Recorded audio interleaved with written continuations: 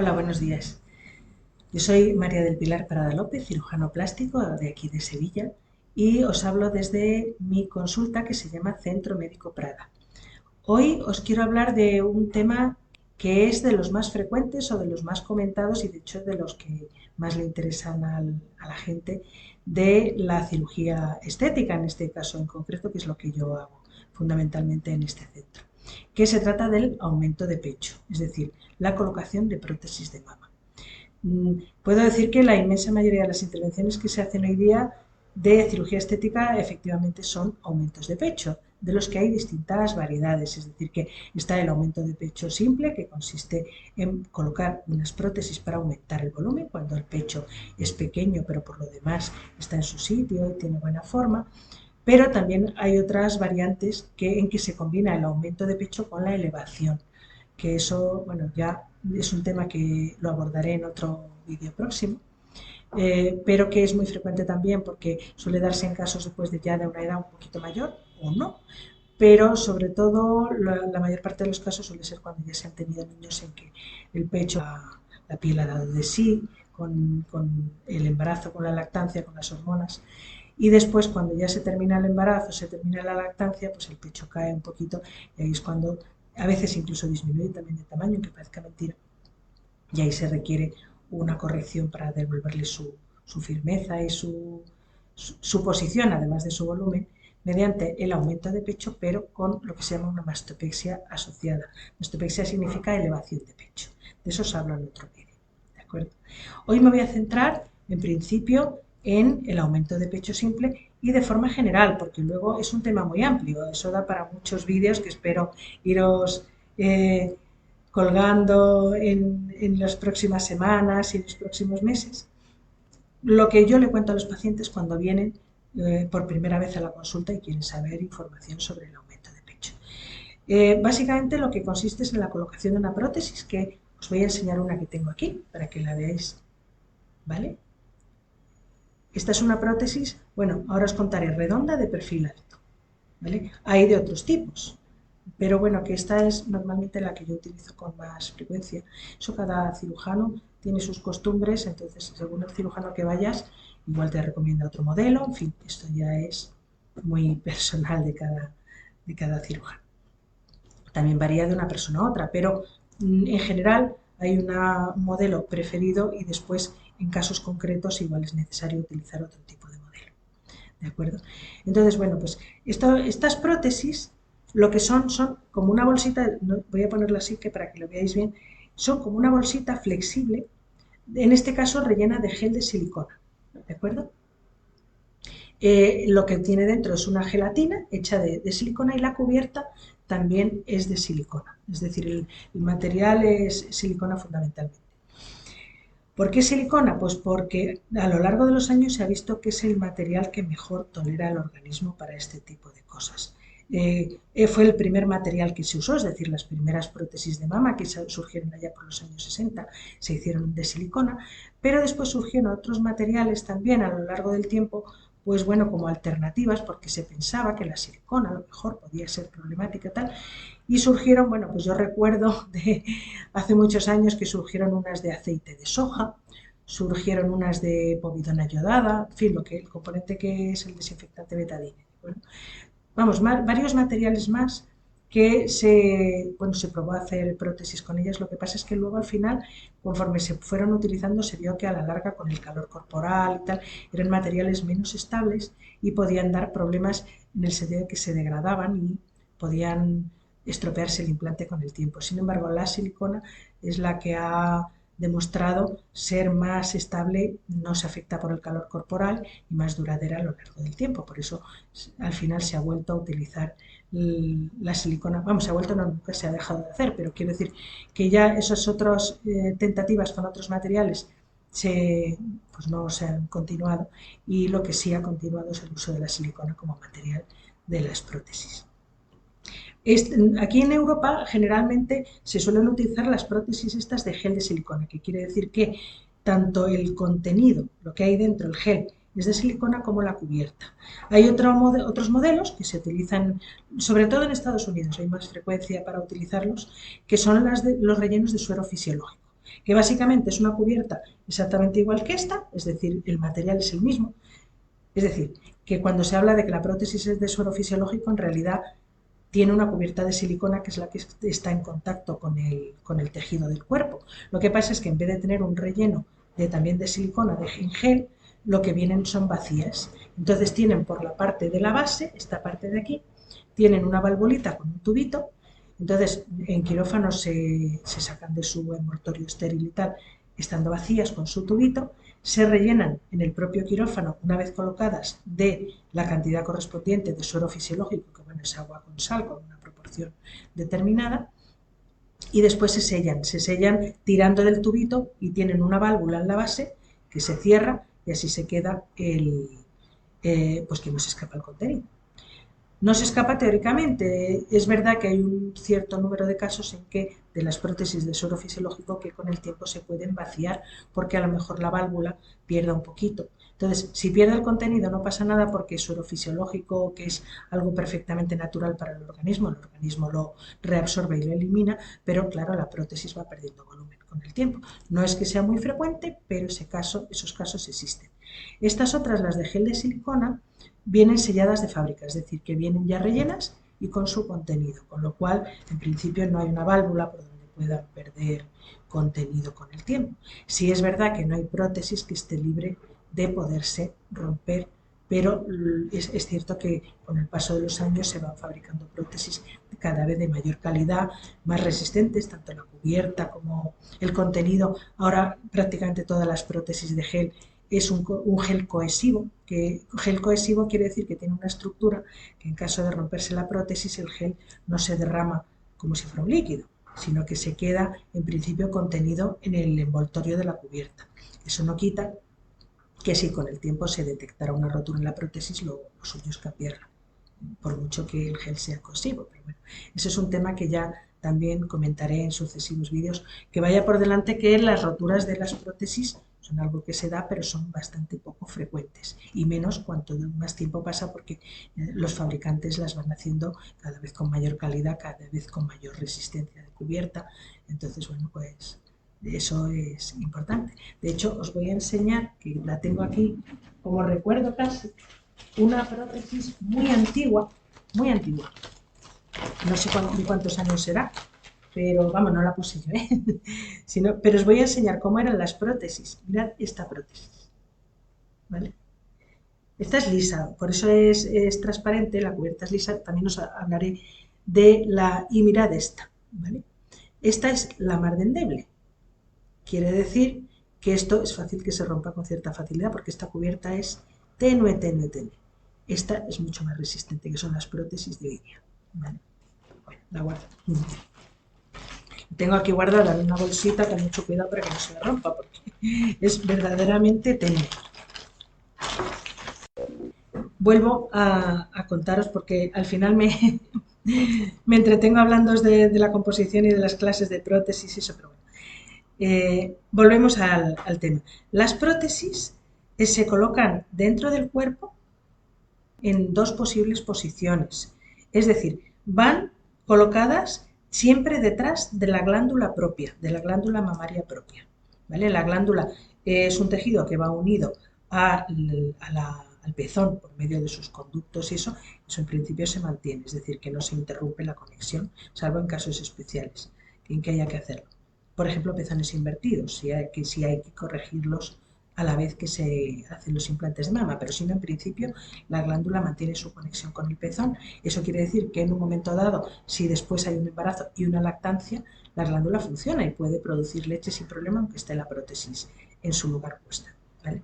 Dentro de estar colocada detrás de la glándula, hay dos posiciones principales en que se puede poner.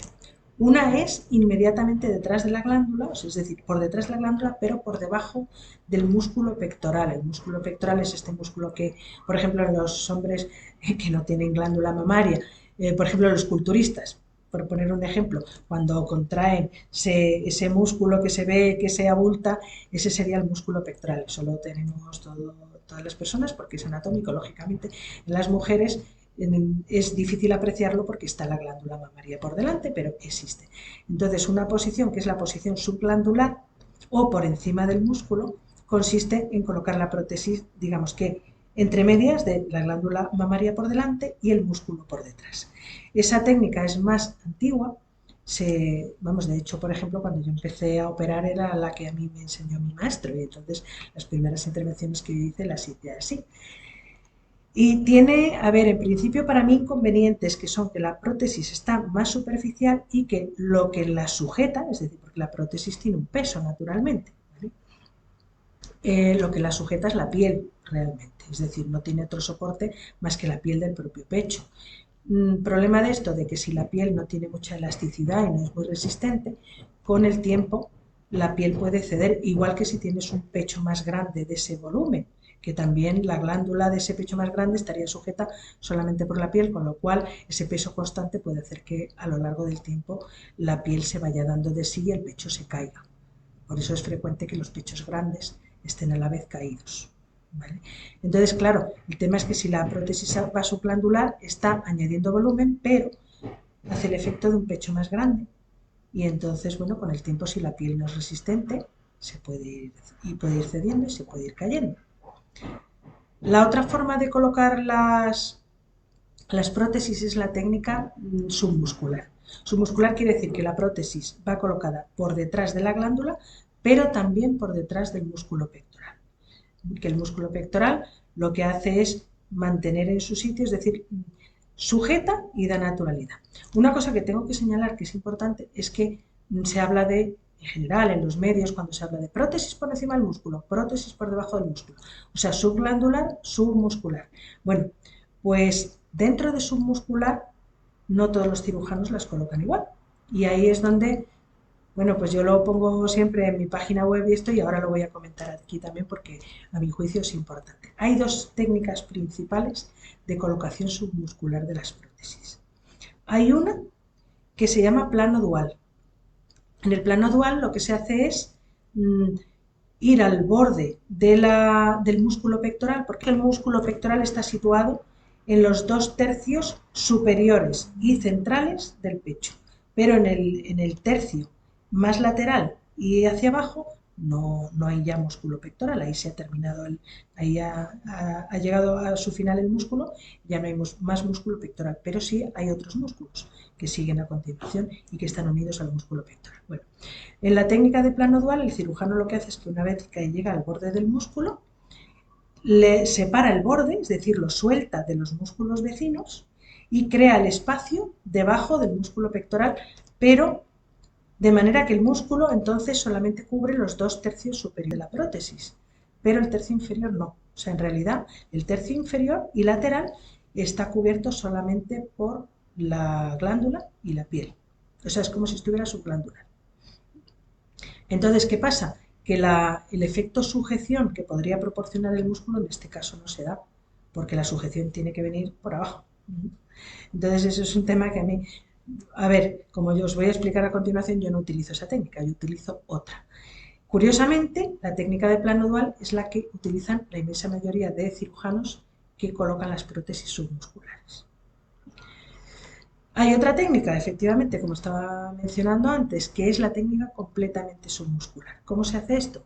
Pues se llega a donde está el músculo igualmente, pero en vez de ir al borde y soltarlo entero, lo que se hace es ir un poquito más arriba y en el centro más o menos de las fibras del músculo, justo por debajo de donde corresponde a la areola y al pezón, se hace un ojal en las fibras, es decir, no se trata de romper las fibras, sino de separarlas, creando un ojal pues de unos 4 o 5 centímetros.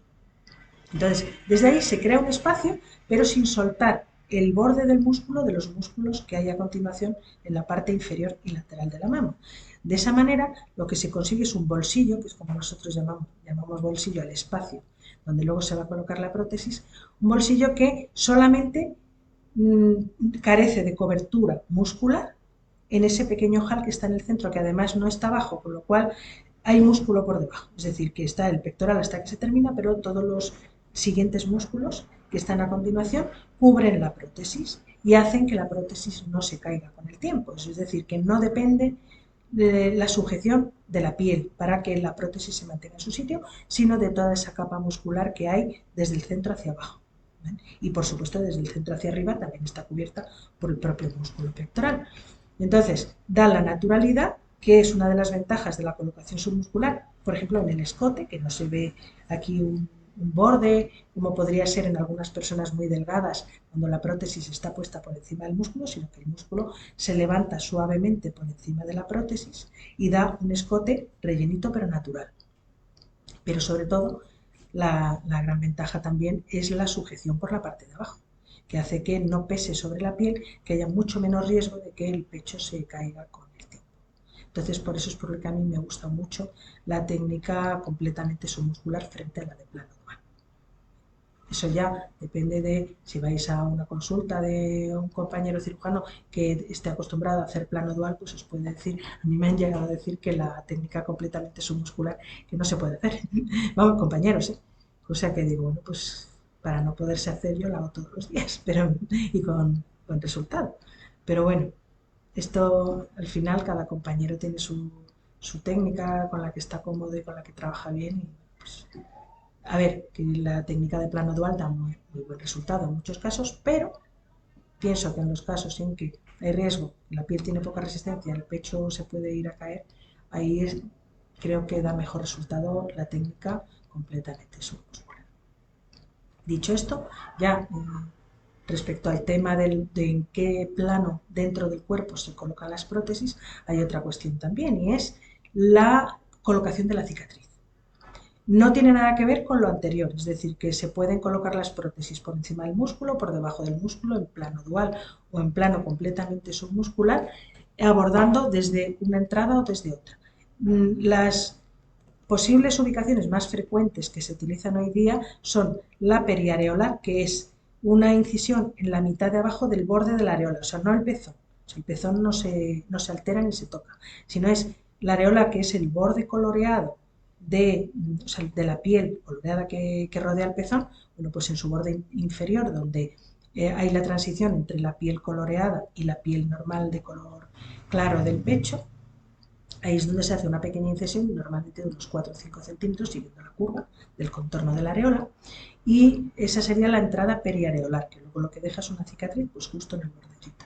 A mí me gusta mucho ese abordaje porque ahí la piel es más fina, porque está cerca de la areola, que es una piel más fina que la del resto del pecho, con lo cual a más fina la piel, mejor cicatrización, es decir, antes madura la cicatriz, menos riesgo de que la cicatriz se haga abultada o se haga fea o esto, que es una cosa poco frecuente, pero que a veces puede ocurrir según el organismo de cada persona. En fin, y yo tengo muchísimos casos en que luego ya una vez que las cicatrices maduran, porque las cicatrices incluso en su evolución normal les lleva un tiempo madurar, durante un tiempo se notan un poquito más porque están de color rosa y tal, pero luego lo rosa se va yendo, se va eliminando y ya se quedan blancas como el resto de la piel. Bueno, pues cuando están en esa zona, justo en la transición de color, es que hay muchas veces que es que ni se ven, tú tienes que mirar buscando, sabiendo que hay una cicatriz para poder verla, si no pasa desapercibida. Otra posibilidad que también es buena es colocar la cicatriz, es decir, la incisión y lo que luego va a ser la cicatriz, en el surco de debajo del pecho. Es un tipo de abordaje que utilizan muchos cirujanos. Yo lo utilizo cuando la paciente me lo pide, que cuando la paciente me desea expresamente que quiere la cicatriz en el surco y no la quiere en la areola, yo le coloco las prótesis por el surco submamario y queda también muy bien. Pero a mi juicio es una zona un poquito más molesta porque luego es donde da justo el borde de la tirilla del sujetador y luego a veces ahí la piel es un poco más gruesa, con lo cual puede quedar más señalada la cicatriz. No siempre, es decir, también tengo pacientes que ya una vez la cicatriz madura, cuando se le ha ido la rojez de los primeros meses y tal, y se pone blanca, se nota prácticamente nada, como si fuera un arañoncito. Con la ventaja, es verdad, de que cuando estás así de frente, sin ropa, la cicatriz no se ve porque queda en el surco, queda escondida. No es lo mismo que cuando, por ejemplo, te tumbas y en la playa haces topless, pongamos por caso, que hay mucha gente que le gusta hacerlo, ahí se puede notar un poco más, porque claro, es una línea que está en mitad de piel blanca. De la otra manera, si está en la areola, puede quedar disimulada incluso haciendo dobles. Pero bueno, ya es cada caso es distinto, en fin, depende también, ya digo, del proceso de cicatrización de cada cuerpo y eso. En cualquier caso, son dos buenas opciones. Había una opción que también se utilizaba, probablemente se siga utilizando, pero ya con mucha menos frecuencia, que es el abordaje axilar, es decir, entrar, hacer la incisión, donde luego va a quedar la cicatriz, desde la axila.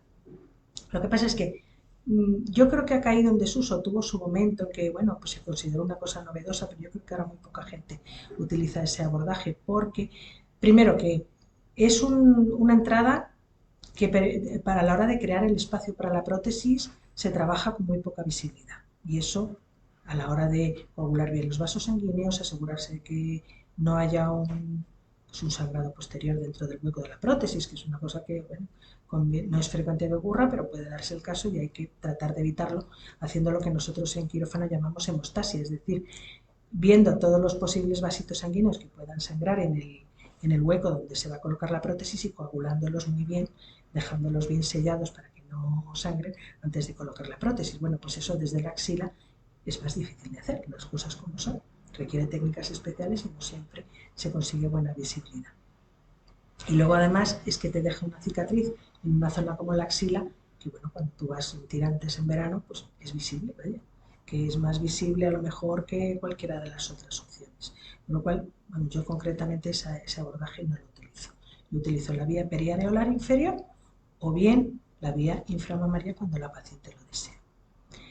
Bueno, yo creo que de momento ya he dado unas pinceladas generales sobre sobre la técnica del aumento de pecho simple. Hay muchas cosas más de las que os puedo hablar, pero yo creo que en próximos vídeos ya os voy a comentar, es decir, cómo es el aspecto práctico de cómo es la intervención el paso a paso, cómo es el posoperatorio, que eso le interesa mucho a la gente, y sobre todo saber cuándo te vas a poder incorporar a trabajar, cuándo vas a poder hacer tu vida normal, todo ese tipo de cosas. Pues para eso ya seguiré en un próximo vídeo que os voy a colgar en las próximas semanas. Si tenéis alguna duda o estáis interesados en esta intervención o queréis información sobre el asunto, podéis coger una cita conmigo sin compromiso totalmente, aquí en Centro Médico Prada. Podéis llamar al teléfono 954 53 37 53, que aunque no estemos todo el tiempo aquí en consulta, mi secretaria tiene desviado el teléfono a su móvil, con lo cual os va a coger la llamada, os va a dar la cita, os va a dar la información que deseéis y aquí nos veremos. Saludos y hasta el próximo vídeo.